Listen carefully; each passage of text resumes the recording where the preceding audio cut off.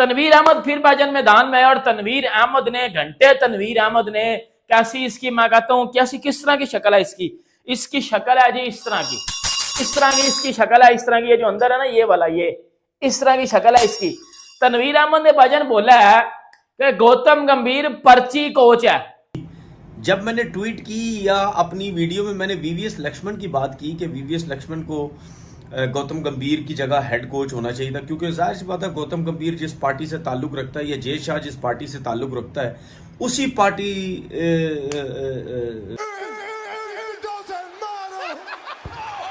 की वजह से मुझे ऐसा लगता है कि गौतम गंभीर जो है वो हेड कोच बने। इसी का काउंटर करना चाहता हूं। तनवीर अहमद ने देखे 35 से 36 उनके 100 इनके 35 इंटरनेशनल मैच भी नहीं। दो के तनवीर भाई वैसे तो कई बड़ी सेंसिबल बातें करते हैं, लेकिन कभी कभार फिर वही मसला है ना, गोभी पकी होगी खाली होगी। अब वो ये कहते हैं कि गौतम गंभीर ये पर्ची है। बकौल हमारे एक फॉर्मर टेस्ट क्रिकेटर के वीवीएस लक्ष्मण को जो है कोच होना चाहिए था ड्राविड के बाद, इसलिए क्योंकि वो एनसीए में काम करते रहे वगैरह करके। तो अब जिस फॉर्मर क्रिकेटर की मैं बात कर रहा हूँ वो तनवीर अहमद है। उन्होंने कहा कि जी गंभीर जो है वो पर्ची है और उसका हक नहीं था कोच बनने का। अब मसला ये है कि यार टैंगो जो है ना उससे हट के एक डिफरेंट ही बात करेगा, लेकिन मिसिंग भाई बहुत करता है टैंगो। और आई थिंक गंभीर और टैंगो का पहले भी आमना सामना भी हुआ था किसी चैनल पे। गौतम गंभीर आप सुन रहे हैं, विराट कोहली को रेस्ट क्यों दे दिया? हम तो इसलिए बात कर रहे हैं कि अब अगर हारेंगे तो आप कहेंगे कोहली नहीं था ना, ये तो कोहली होता तो बताते हैं। इसलिए हम नहीं चाह रहे कि कोई रीजन हो आपके पास। देखिए पहली बात तो रेस्ट इसलिए दिए क्योंकि अगर आप इंडिया का शेड्यूल देखें और पाकिस्तान का शेड्यूल देखें वो हमने चैंपियन ट्रॉफी के फाइनल में देख लिया था। एक टीम जिम्बाब्वे से खेल के आ रही है और एक टीम पूरे 3 T20 3 वनडे और 5 टेस्ट मैच खेल के आ रही है। तो आप चाहते हैं कि आप इंग्लैंड से हार के आ रही है। ठीक है भाई साहब, इंग्लैंड से हारना और जिम्बाब्वे से जीतना जमीन आसमान का फर्क है यार। जिम्बाब्वे से तो हमारी इंडिया ये भी जीत सकती है। मेरी नजर में विराट कोहली भाग गए। इसी का काउंटर करना चाहता हूं। तनवीर अहमद ने देखे 35 से 36 उनके 100 इनके 35 इंटरनेशनल मैच भी तनवीर अहमद कर लेते हैं। तनवीर अहमद वो तनवीर अहमद जिसका मुंह लोटे भर गया है, लोटे के आगे वो जो छोटी सी सुराख नहीं होता उस जैसी शक्ल है ये तनवीर अहमद की। इस बंदे ने अपनी जिंदगी में पाकिस्तान की तरफ से 3 से 4 मैच खेले हुए हैं और ये बंदा उठ के जो है वो अब्यूज करना शुरू कर देता है, कभी रोहित शर्मा को, कभी विराट कोहली को, कभी इंडियन टीम को, कभी बीसीसीआई को, कभी किसी को और विदाउट एनी लॉजिक, जिस चीज में कोई लॉजिक नहीं पाई जाती। और ये वो बंदा है जिसने हमेशा से इंडिया के अगेंस्ट बात की है और इस बात में कोई लॉजिक नहीं होती। देखो क्रिकेट की बात में आप किसी से डिसएग्री कर रहे हो, इट्स योर ओपिनियन, ठीक है, वो मैं एग्री करता हूं, लेकिन क्रिकेट के बगैर आप हर चीज में डिसएग्री कर रहे हो, अपना हेटिज्म जो है वो उसको प्रमोट कर रहे हो, अपनी हेट स्पीच आप दे रहे हो, वो भाई बात समझ नहीं आती। तनवीर अहमद फिर भाईजान मैदान में है और तनवीर अहमद ने घंटे तनवीर अहमद ने कैसी इसकी मैं कहता हूं कैसी किस तरह की शक्ल है इसकी शक्ल है जी इस तरह की इसकी शक्ल है इस तरह की, ये जो अंदर है ना ये वाला ये इस तरह की शक्ल है इसकी। तनवीर अहमद ने भाईजान बोला है कि गौतम गंभीर पर्ची कोच है। मतलब गौतम गंभीर जो टीम इंडिया के हेड कोच लगे हैं राहुल द्रविड़ के बाद, अगर कोई बंदा था जो डिजर्व करता था टीम इंडिया का हेड कोच बने तो वो बंदा था गौतम गंभीर। जो तनवीर अहमद ने बोल दिया कि जी गौतम गंभीर जो पर्ची कोच है इसको तो कोचिंग आती ही नहीं है, इसको किस मेरिट पे आपने कोचिंग दी है?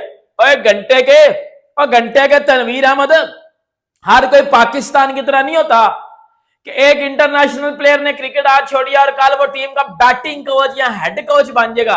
बेटा वो टीम इंडिया है, वो बीसीसीआई है। गौतम गंभीर आईपीएल में कोलकाता की भाईजान उनका हेड कोच रहा है, उसके बाद लखनऊ का रहा है और दोनों टीमों को उसने बड़ा कुछ जितवाया है। आप देख लो कोलकाता को वो टाइटल जीती है इस साल और तू किस बैलेट में ये कह रहा है आगे क्या ये बेटा ये काम छोड़ दे।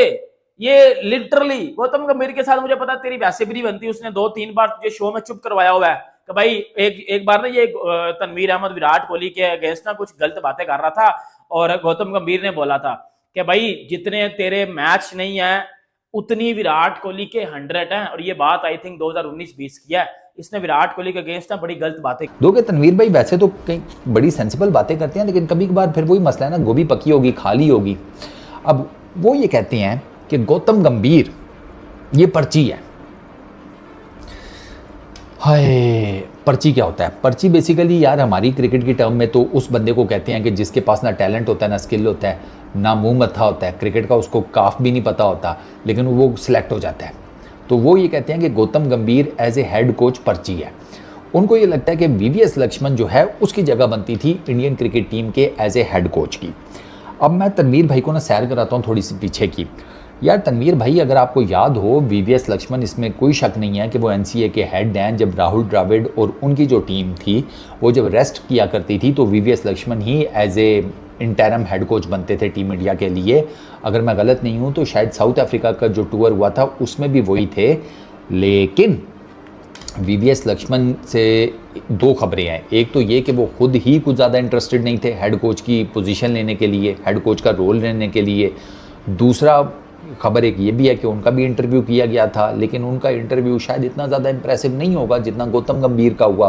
क्योंकि मैं आपको ये बताऊं कि गौतम गंभीर को परसू किया गया था। गौतम गंभीर ने ये नौकरी परसू नहीं की। गौतम गंभीर का बिल्कुल सेट चल रहा था। वो इस नौकरी से जितने पैसे मिलने हैं उससे डबल पैसे केकेआर की मेंटोरशिप से कमा रहा था। उसका भाई सेटल चल रहा था। वो आया मेंटोरशिप में केकेआर की, उससे पहले वो लखनऊ सुपर जायंट्स के साथ मेंटोरशिप कर रहा था उनकी। वो वहाँ से छोड़कर केकेआर में आया और आते साथ ही उसने आईपीएल भी जितवा दी। वरना केकेआर वाले तो आईपीएल नहीं जीत पा रहे थे। 2016 या 2014 पता नहीं, कुछ इसी तरह का कुछ साल है। उसके बाद से तो वो बेचारे कभी आईपीएल जीते नहीं।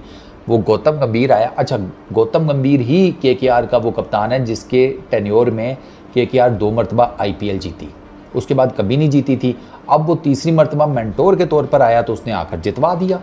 ये तो दुनिया जानती है। श्रेयस अय्यर ने कप तो उठाया, लेकिन उस कप को उठाने में श्रेयस अय्यर के पीछे और कप के पीछे जो बंदा खड़ा था वो गौतम गंभीर है। ये हर किसी को पता है। तो गौतम गंभीर के आने के बाद केकेआर की टीम में बड़ी मेजर चेंजेस आई। तो गौतम गंभीर के लिए तो प्लस पे प्लस चला गया। अच्छा, बीसीसीआई परसू कर रहा था गौतम गंभीर को। वो गौतम गंभीर को लेना चाहते थे, ये बात भी किसी से ढकी छुपी नहीं है। गौतम गंभीर ने तो अप्लाई नहीं किया था। ये तो बीसीसीआई वाले ड्यूरिंग आईपीएल गौतम गंभीर के पास पहुंच गए थे कि गुरु आ जाओ एज ए हेड कोच। अब बीसीसीआई वालों ने कुछ ना कुछ तो देखा होगा।